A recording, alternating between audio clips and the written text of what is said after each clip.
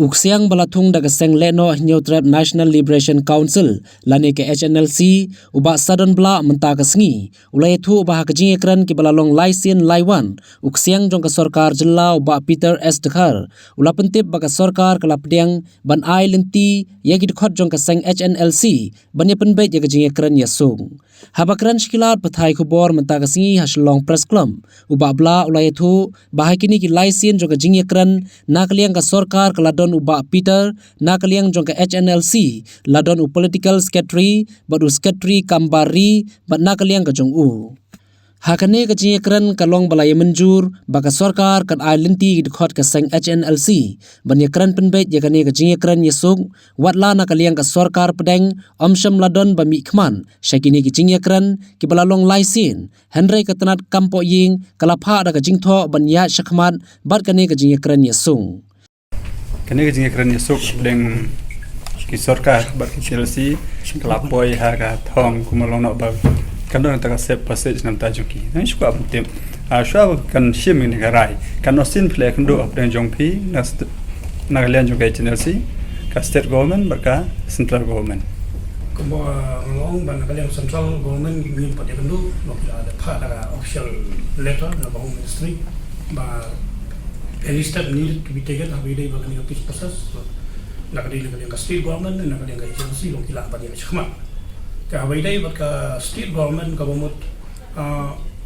balsuong no bagi authority ng state government tempat don no ji no karam day bagi intel haka intel kotor level but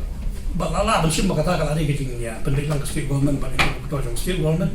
but kata kecing kundu kala ji ang balai sih kalau ada macam krea yang tak jaga kebakin sam mungkin terki gam habis ini kata ke rehabilitation kami itu nampak ekor kerana hal yang government tak langsung everything is prepared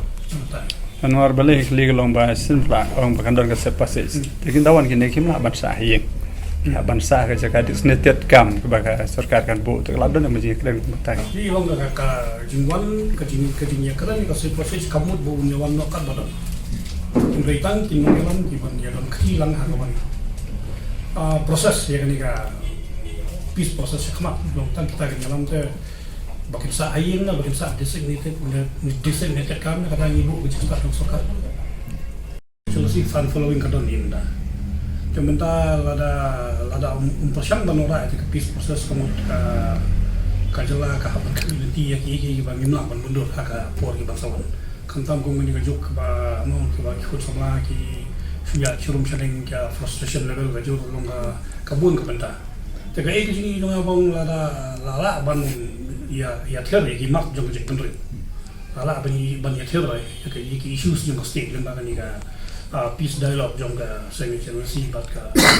ahli sorkar tengah terakhir lala untuk naik sibun ki kerum-kerum lembaga peace process kata ini dia jong jong ka jela jong ni habis dia song